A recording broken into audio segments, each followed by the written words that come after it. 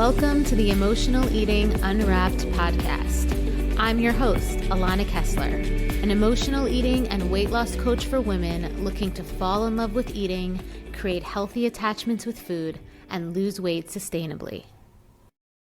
Hello and welcome to another new episode of Emotional Eating Unwrapped. I'm your host, Alana Kessler, and today we are diving into a question I get asked a lot, and I think you're going to really resonate with this one as well. The question is, why does emotional eating, why does binging, why does using food as a coping mechanism seem to affect women more than men? And now I'm not saying that doesn't affect men, because I do know men that struggle with emotional eating, but why does it seem like the narratives, the language, the messaging, the programs that we are in seem to have more women than men? So I want to address this because so many women, including myself, who struggle with emotional eating, you're not imagining that it is more women than men. Now, I also want to preface this by saying that I do think because women are more open about it, there might be some men that do struggle with emotional overeating and binging that maybe don't say it out loud, that aren't as vocal about it. And there might be a segment of men and more men than we know of or that we see that struggle with emotional eating. But for today's episode, I want to focus on what we see, what we seem to what we seem to live with in today's society, which is that more women do struggle with this coping mechanism than men. And there are very real reasons why women are more prone to turning to food for comfort, for stress relief, and even to feel a sense of control. And because of these real reasons, even though I do believe that men struggle, I know, and it has been seen time and time again, that women do struggle with this more than men. And it's not just because of willpower. It's not just because of, personal habits. It actually is about societal conditioning, biology. There's biological factors we're going to go into, and the sheer emotional labor that so many women carry.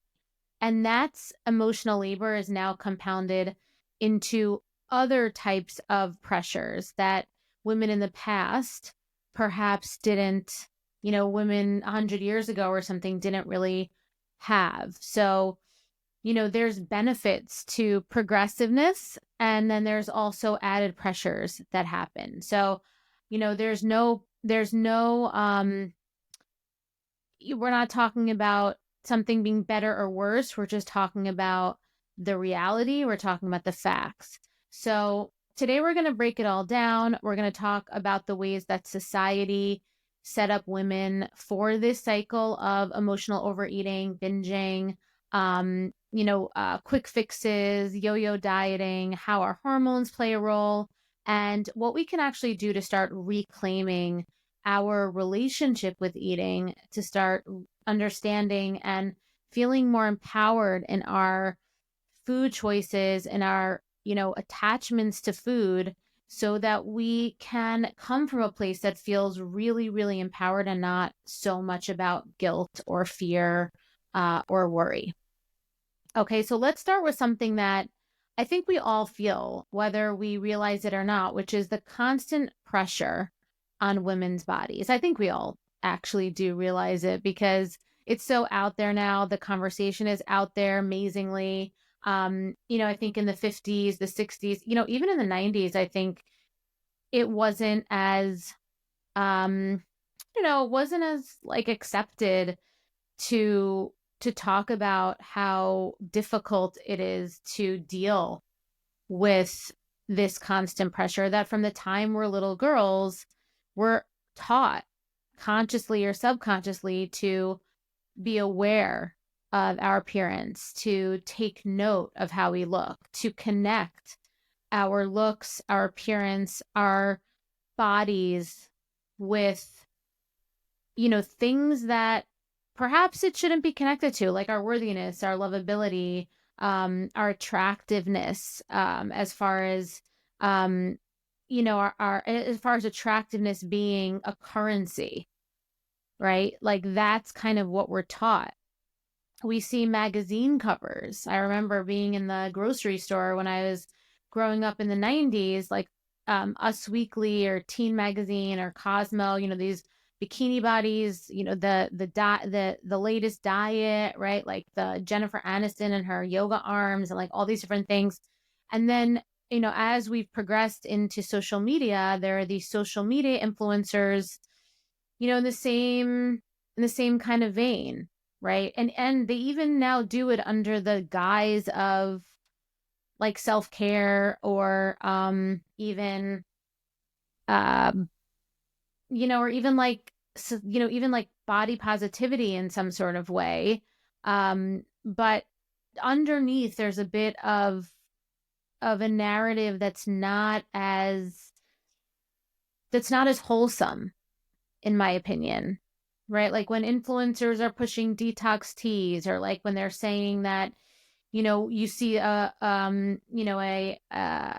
workout influencer or a wellness influencer touting that 20 minutes a day of Pilates and, 5 minutes of breath work and sitting in a sauna is going to give you, like is going to impact you in this way that's going to change your life and it's going to make you the most confident person ever. And she's clearly genetically predisposed to have an amazing figure, right? Like a toned figure, a societally accepted figure. It's a bit of a grift, in my opinion, right? Like it's a bit of a grift, and it's like saying two things, right? It's like love yourself as you are, and let it be, don't let it take up so much of your life, but I'm still going to be wearing barely anything, and I'm going to show you my genetically predisposed body that and kind of use it as currency to get you to purchase whatever I am touting at the moment, right? For me. And so there are a lot of these mixed messages. There are a lot of these messages that our worth is tied to our appearance, right? Like you don't see these influencers telling you this in, oftentimes in sweatpants. Maybe sometimes they're in sweatpants, but oftentimes they're also using their body as, as a sales page, right? So that can be a challenge, right? And if that wasn't enough, we're also bombarded by this idea that food is something that we have to earn, right? Like if you eat a salad at lunch, then you can have dessert later. If you, if you indulged on the weekend, then you work out extra hard during the week, or the opposite, right? If you want to enjoy some special meal or something on the weekend, then you have to work out extra hard. Like there's some sort of negotiation with exercise, right? You could be good, air quotes, if you're listening and you're not watching on YouTube, be good all week so you can have your cheat day, right? Like if this sounds familiar, this type of mindset, this type of cyclical thinking creates this toxic cycle of restriction, of overeating, where food isn't just food anymore, right? And it's not even something that you can enjoy, right? It becomes something else. It becomes a reward. It becomes something that fulfills a different type of emotional need, right? So it becomes a reward, or it becomes a punishment. It becomes like this moral choice. And when we inevitably break these impossible rules, right? Like when we put these rules on ourselves and we put these types of conditions on ourselves in order to make our eating choices valid, or acceptable, we inevitably break them.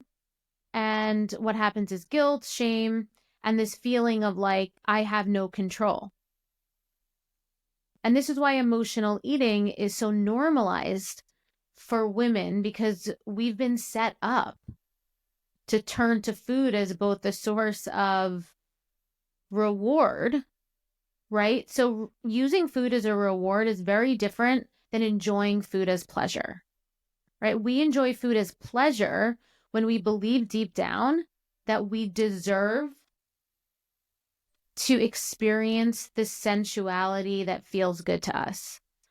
We have it as a reward when we're exploiting taste in order to fulfill an emotional need or receive a certain feeling that we're looking for, like relief or something like that, or comfort. Okay. And then, and it also can be a form of escape, right? So when life gets hard, when stress is high, when we feel exhausted by expectations, right? Like the societal pressures that we feel, whether it's from family, whether it's from generational expectations, whether it's subconscious, conscious, whether it's magazines, whether it's social media, food then becomes a form of escape. Okay. And so we have that initial thing that is now constantly there, probably more than ever. Right. I know that social media just multiplies so much of this by a million, especially if you're following influencers that, like I said earlier, project a certain message, of empowerment, self-care, but they're constantly like naked, showing off these amazingly physically specimen bodies and selling something, telling you that you could get that, right? They're exploiting their genetics as currency. Okay. So beyond the societal pressures, there's also the biological reasons why we as women emotionally overeat more than men. So women's bodies are designed to go through hormonal fluctuations, right? They go through hormonal fluctuations during menstrual cycles, during pregnancy, during menopause. Yet we live in a world that is structured around men's biological rhythms. Men's biological rhythms. It is why oftentimes when we subscribe and follow masculine style programs that are very rigid with their rules, that are very follow this macro count, here's the metrics, that are very that, we lose our cycle if we do it too much, because it does, and then it doesn't work, right? Like it doesn't work long term for us because men operate differently than women. And a lot of the programs, a lot of the ways that society and these ways that we're taught to manage our weight and our diet and our eating is structured around a masculine energy type of situation. So men operate on a 24-hour cycle.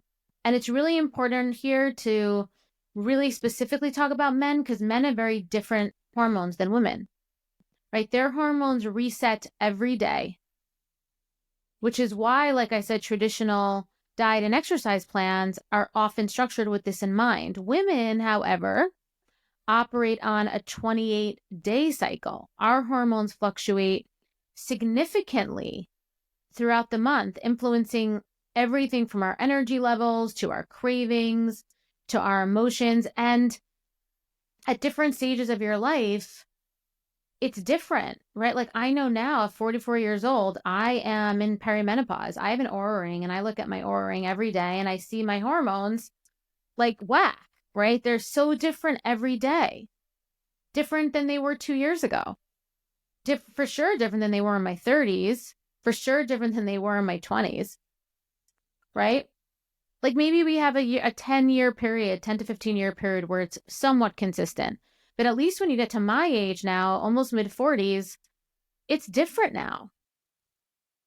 It's really different now. So if you're listening to this, especially in this stage of life, the diet plans, the exercise regimens, they're just not, that are built around the male cycle, that are prevalent in society, are not going to work for you, right? They cater to a certain daily consistency, daily energy level. And it doesn't take into consideration the hormonal nuance that we have as women, right? Like our bodies don't respond the same way every day. We typically can't plan workouts like, we can't really plan workouts that much. We have to have some sort of flexibility. Like we can, but we also have to be able to handle some sort of level of flexibility, malleability, agility. Like we have to be able to pivot and adapt. And that's the beauty of feminine energy, femininity, right? Like feminine energy is all about that type of ability to stretch and to hold and to be willing to adapt. I remember what it felt like to be stuck in the cycle of emotional eating. I tried every diet out there, counting, tracking, restricting, but nothing ever worked. Food controlled my life, my thoughts, and I constantly felt guilty after eating. But once I learned how to heal the emotional triggers behind my eating and trust my body, everything changed. I stopped obsessing over food, the weight started coming off naturally, and I found real freedom in how I ate and lived. So I created the Sober Eating year-long mentorship to help other women experience the same transformation. So you can stop battling with food, you can lose weight without deprivation, and you can feel confident in your body again. In this mentorship, you'll have access to my proven nervous system rewiring method. You'll have access to live coaching with me, weekly accountability, and a community of women who truly understand your journey. You'll also have free access to my signature programs, the Emotional Eating Solution and Decoding Permanent Weight Loss, valued at $2,000. Click the link in the show notes to explore the mentorship today. You don't have to do this alone. I'll be right there with you every step of the way.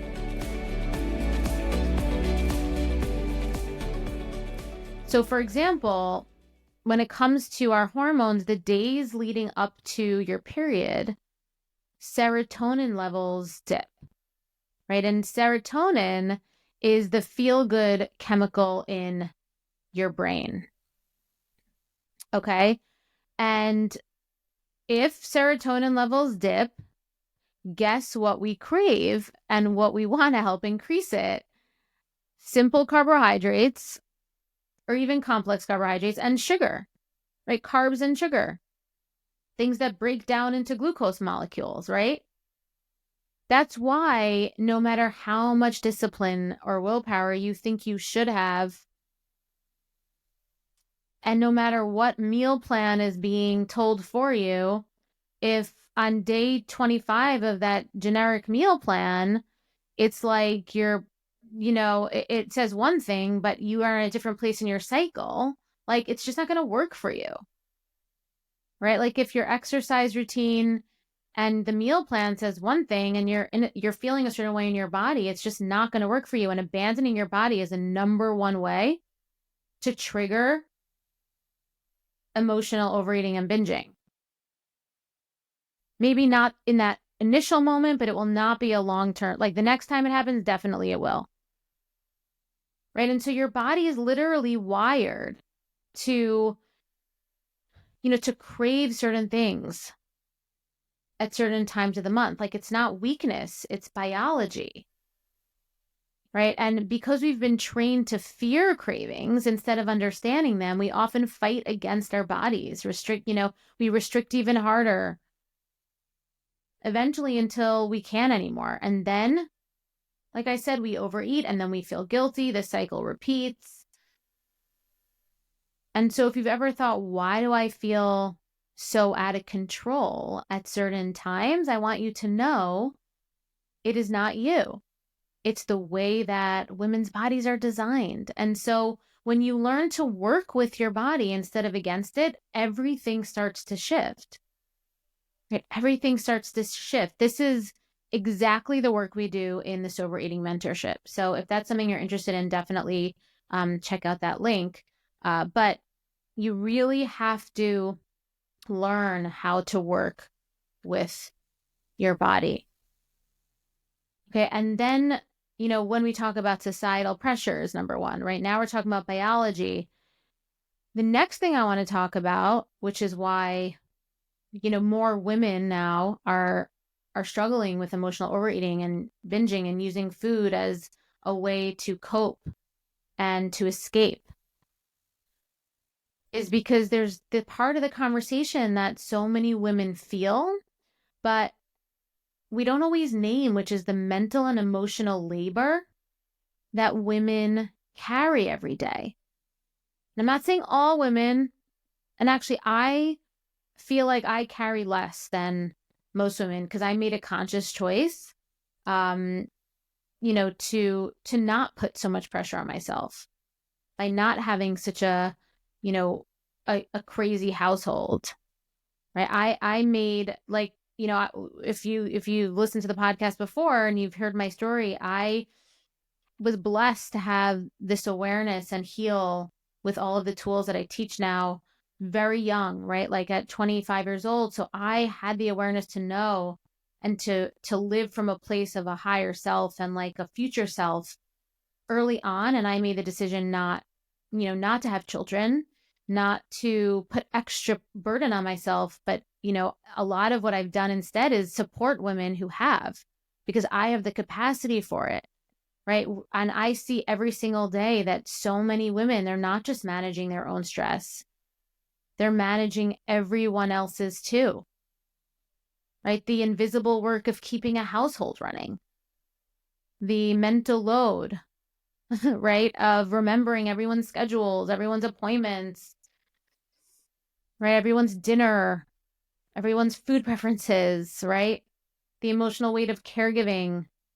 And then, there's just expectations for women that I feel too, right? Like friendships, work expectations, family dynamics, right? A lot of men don't think about this stuff, right? Like, of course, they think of work expectations, but like I talked to my husband, and when I asked him about his friendships, it's like, what? It's not the same. Family dynamics are not the same, right? I don't feel as that men emotionally take care of people the same way that women do. And now women are also breadwinners. They're also taking care in the other realm, which is great. But we can't ignore the fact that now it's double load, right? We're double fisting it now, right? So if you're constantly taking care of everyone else, when do you get to be taken care of? And for many women, food is the only thing that gives them a moment to themselves. And it's not just the food. It's the eating. It's the act of eating, right? It's that ritual. It's like, this is my time, right? It's the thing that you reach for at the end of a long day because it doesn't ask anything from you, right? It doesn't ask you to listen. It doesn't ask you to be strong. It doesn't ask you to find solutions. It doesn't ask you to hold it all together. So the eating isn't just because of hunger. It's not just about the food. It's about relief. And this is why emotional eating, emotional overeating and binging, it's not just about making better choices. It's not just about someone telling you what you should eat and following it. Right? That's not going to help. It's not having someone tell you what they eat in a day, or some influencer giving you her 7-day meal plan with recipes. Like, it's not going to work. It's about understanding what you actually need and learning to meet those needs in a way that don't leave you feeling worse afterwards. And it's not a good trade-off. And here's the thing, when you're emotionally drained, you're going to crave comfort. When other coping mechanisms, more, maybe healthier coping mechanisms feel like they're unavailable or they're just too exhausting to invest your energy in at the time, food and eating becomes the easiest, most accessible source of relief for most of us. And if we're being real, it takes effort to draw yourself a bath. It takes effort to think about what you want to journal about. It takes effort to, do breath work or to sit down and paint and do a hobby, right? It just feels like another task. But eating, it doesn't. It feels like warm, right? It feels like resolution is on the other side, right? It's quick, it's easy. So emotional eating, binging, it doesn't just become about that food. It's not like ice cream or chips or muffins or cookies is the devil and like you need to just figure out how to never have that again. Because it's not about the food. It's about having a moment for yourself. It's about having a moment of something for yourself. And that's why when we heal from emotional eating, when we heal from binging, the focus is so deeply tied to self-care, right? Like we need to understand that emotional eating is not real self-care, right? We're creating this moment for ourselves, but it's not real self-care. It gives us this temporary relief instead of long-term healing. It's the quick fix self-care that we've been taught to settle for. And it's not sustainable. It's not what you want long-term. And it also eventually really does rob you from the joy and the pleasure that food and eating can give you. Okay, so how do we start shifting out of this cycle? How do we begin to take back control? Not by restricting or punishing ourselves, right? Not by, squeezing ourselves, turning ourselves into a pretzel, trying to fit into some masculine dominated program. But how do we do it? By creating real change. The first step, such a big step, is awareness. Understanding that these patterns aren't just personal struggles. This isn't just a you thing. They're systemic. They're biological. They're hormonal. They're ingrained in us from an early age. And when you see that, you can start to detach some of the shame, the perfectionism, the judgment that you have for yourself, right? You can remove that from your own individual experience. And here are some ways that you can start to shift your relationship with emotional overeating and using food in this way. You can learn to work with your body, not against it. Track your cycle. Like I said, I have the Oura rings. My Oura ring is really, it's helped me so much, right? When I see that I'm in a certain phase, like the luteal phase of my cycle, I know that some of the feelings and the food noise and the self-talk or like the urgency feeling that I have, I know it's hormonal and it helps me. It helps me to honor the moment I'm in and make decisions from that place. Right. And give myself, and create a way of being with eating and food for that period of time. Okay. You want to redefine self-care. Right. Instead of food being the place and eating being the place where you give yourself self-care, experiment with small, doable ways to soothe yourself. Not things that take up more energy, but things that give you back energy, right? Like just go outside and take a breath, right? Like just get some fresh air, change your vista, change your view. And then of course we want to challenge the diet culture narratives. So notice when you're falling into the trap of earning or deserving food, right? Like notice when you're doing that. try to shift that. So this is another thing that we do together as a community in the sober eating mentorship, is we challenge these narratives, and then give yourself permission to eat without the guilt. And this is something that is a training. Okay, I'm not a fan, as you know, of the intuitive eating program movement. I think that you learn how to intuitively eat through the process of withdrawal from food addiction, slowly starting to train your nervous system to eat whatever, to eat what you love, in a way that is self-honoring. But you have to slowly train your nervous system to eat without guilt. You can't just bulldoze. You can't just say, all right, I guess I'll eat without guilt and that will happen, right? You only eat without guilt by taking baby steps to doing it, and really, like I said, and really just creating that resilience within your nervous system that you can eat whatever you want and you don't have to feel guilty about it, and you know exactly how to eat those foods so that you don't feel guilty about it. And that's personal for everybody. Okay, because the more that we create these personalized rhythms and routines for ourselves, and the more we validate and provide evidence to ourselves that we don't need to feel guilty, that we can eat whatever we want, that weight loss will happen without these strict, rigid rules, the more freedom we create. Okay, so before we end, just a final thought, just to wrap it up, we as women, we have been conditioned to feel like our struggles with food are personal, like they're personal failings, but they're not. They're learned. They're learned behaviors, whether consciously or unconsciously.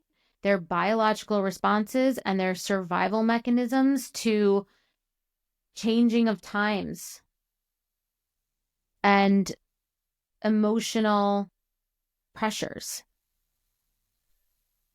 And that means that because they're learned with awareness and with, slowly, consciously, intentionally applying new ways of being with food and eating, that means they can be unlearned.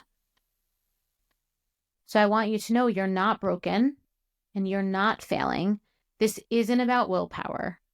This is about understanding and bringing an awareness to yourself in a deeper way, and then taking that awareness, inputting new ways of behaving, practicing that, getting feedback back, continuing to do it, and, building and becoming the version of yourself that you want to be, that doesn't have to sacrifice pleasure and joy for anything.